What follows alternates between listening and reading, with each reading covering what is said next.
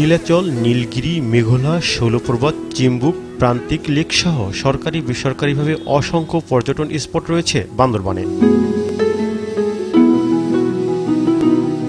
এসব পর্যটন স্থানগুলো উপভোগ করতে দিন দিনই বাড়ছে দেশি বিদেশি পর্যটকের সংখ্যা, কিন্তু প্রয়োজনীয় সুযোগ সুবিধা, পর্যাপ্ত নিরাপত্তা, আবাসন সংকট, সড়ক যোগাযোগ ও পরিবহন ব্যবস্থার অভাবে বান্দরবানের পর্যটন শিল্প এখনো কাঙ্ক্ষিত লক্ষ্যে পৌঁছাতে পারেনি।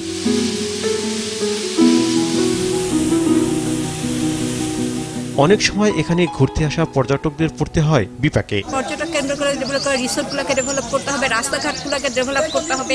ঢুকতে যে শখটা পড়ে এটা যদি আরো ডেভেলপ হতো এবং আরো উন্নত হতো তাহলে যাত্রীদের এবং পর্যটকদের আরো খুব ভালো হতো। এ শিল্পের সম্ভাবনাকে কাজে লাগাতে দরকার সরকারি বেসরকারি সম্মিলিত উদ্যোগ। প্রয়োজনীয় সুযোগ সুবিধা বাড়ানো সহ নিরাপত্তা ব্যবস্থা জোরদার করা হলে পর্যটকের সংখ্যা আরো বাড়বে বলে মনে করেন এর সঙ্গে জড়িতরা। যোগাযোগ ব্যবস্থা যদি আরেকটু উন্নত করা যায় তাহলে এখানে পর্যটকের সংখ্যা দিন দিন বাড়বে।